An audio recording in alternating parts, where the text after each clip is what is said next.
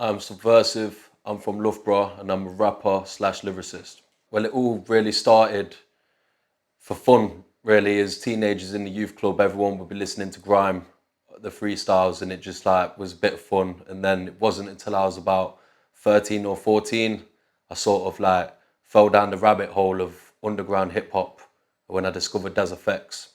And then that album, Straight Up Suicide, I believe it was, like a track on that, Check It Out. The song called Check It Out.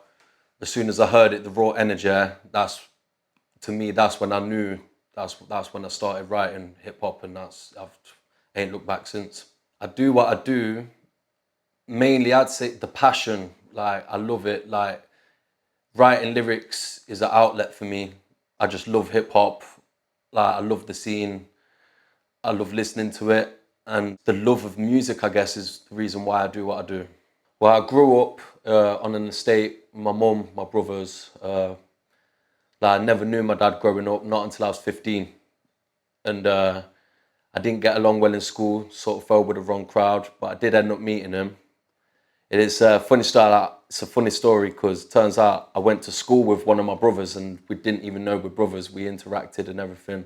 And I even met my dad on one occasion, like shared a spliff with him, and I didn't even know he was my dad and he didn't even know I was his son.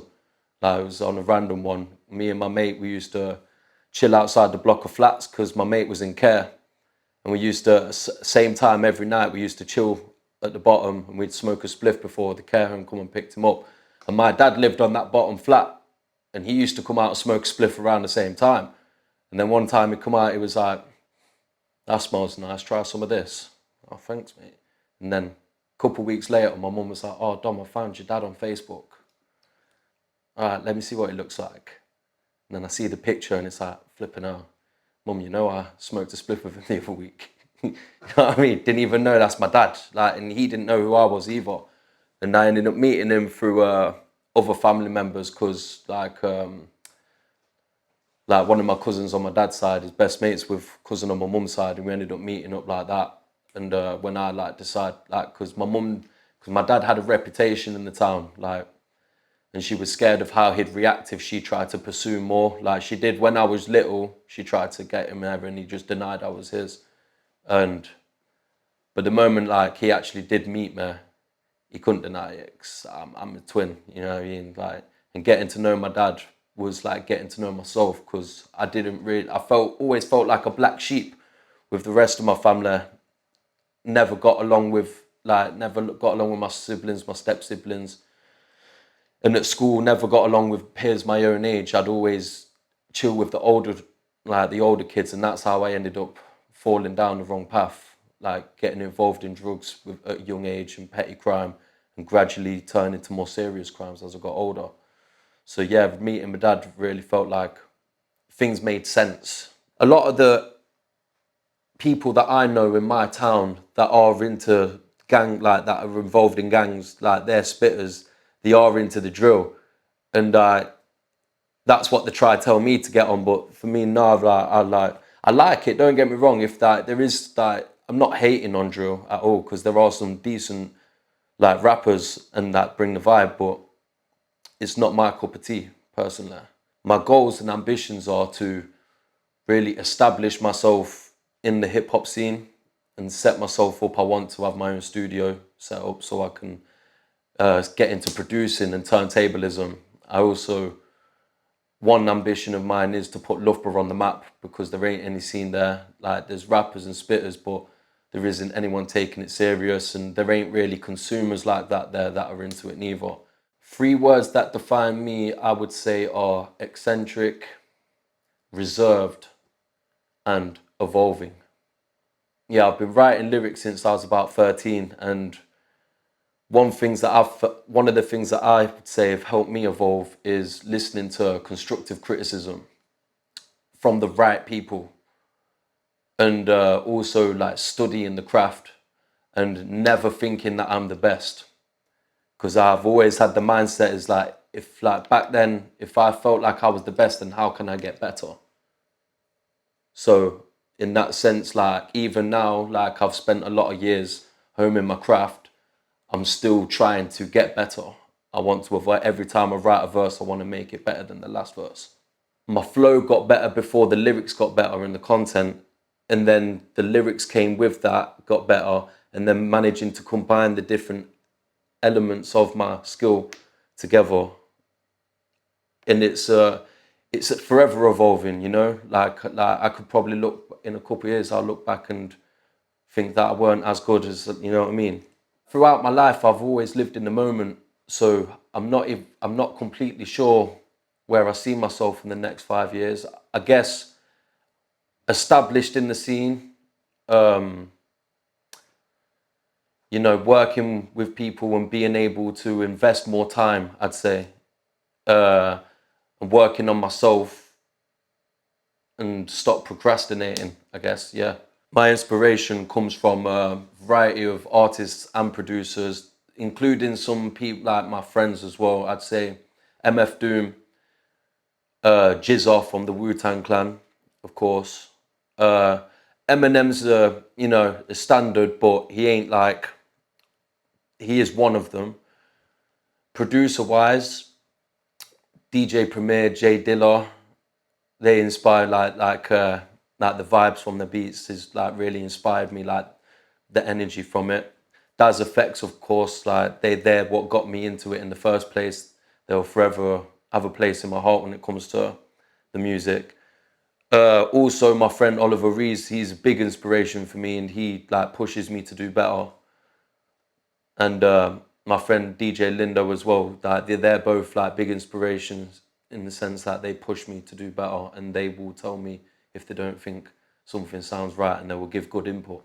My creative process varies. Sometimes I could be just like on the bus or walking down the street, and I just have a punchline come to my head, and I have to instantly write it down, and then maybe go back to it later and then work around it.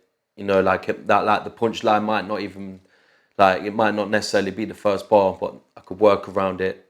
And but the majority of times it's how the instrumental makes me feel. So when I hear the beat will give me an idea of like what sort of topic I want to speak about, and then I'll work around. I'll like think of a rhythm in my head and a pattern, and then like try to put that together with the concept. Like after my dad died, he was very spiritual, and he told me certain things were going to happen. He warned me that there was going to be a spirit that pretended it was going to be him after he died. And he said a lot of other things I'm not going to go into detail about. But that was one of them, and it did.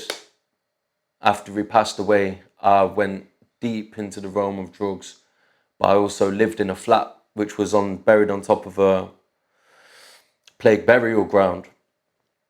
And there was a negative entity there that was bothering me for a couple of years. And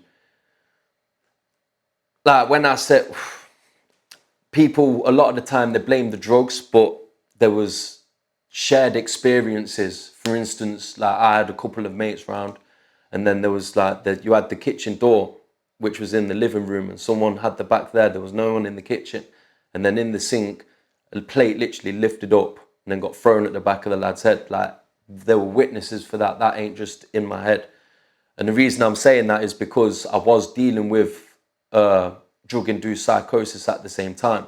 So whilst I was like, there was this poltergeist around me, there was also a lot of other stuff that like both combined together, and they were interlinked.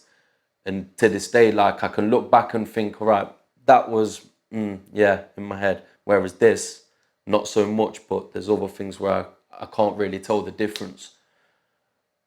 And the main thing I'd say that actually pulled me out of that rabbit hole, I'd call it a rabbit hole, like me being Alice, I'd say is God. God pulled me out of that. Faith in God. I would lie if to say I was completely clean. I'd be lying, you know, but I'm not as bad as I was. Like I was in a stage where I was taking like cocaine every day, MDMA every other day, LSD every week, like, and I was doing damage to myself. And I think pulling it was when I went to the psychiatric ward, really, and I got humbled. There was like when I actually had the break, when everything snapped, And I think it was going to the psychiatric ward and dealing with that and like getting away from it all and coming off the drugs for that short time made me come to my senses. And I think also when I got my dog as well, man, like he makes me feel safe as well. And faith in God. I know God exists. I've had too many experiences. I've seen too much, like, for me to have anything in my head that God does not exist, you know? And with the way that the world works, like, my friends ask me a lot of the time, like, why do you believe in God? Like, if God is real, why does this happen? Why do the bad things happen in the world? And my explanation is that for that is the devil also exists, and the devil's also putting a lot of bad into this world. And it's hard to explain, you know, like, there's a lyric from Coast Contra. Those who believe, no, wait, it says, those who believe say no proof is necessary. Those who don't believe say with no proof it's possible. Being an artist definitely helps me in other aspects in my life because I struggle to open up to people, including my close friends and family, and speak about what's going on up here. So I feel it's my therapy, like me putting the pen to the paper. It's my outlet. It's my way of expressing myself because I know I struggle to talk to people. And yes, even with stuff that I won't record, like, I like to write it down, and that is my outlet. I'm definitely down for collaborating with other artists and producers. I don't care about levels. I don't care if they're unknown or known. If you're a rapper, for me personally, for me to want to be on a song, there does have to be a certain level of skill, you know. But other than that, like, and also it has to be something like we can make together and gel with, you know, like because you could be skilled, but we might not have the same sort of style, and like it just might not gel. So if we're on the same vibe and a similar skill level, then I'm down. In the future, what you can expect from me in the future, I've got working on an EP at the minute, produced by Michael Parkinson.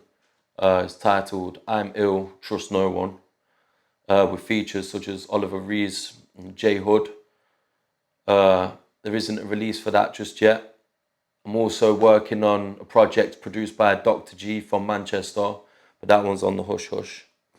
And also a couple of mixtapes as well, mixed by DJ Lindo. So that's what I'm working on at the minute. That's what you can expect. I don't really care if you take me serious or not. You know, you can like hear me, and if that's what you like, because I know I've got bars, so it's one of those you can listen and then decide for yourself. You can find me on Instagram at subversive_music. You can find me on Spotify, Subversive. You can find me on Facebook, Subversive.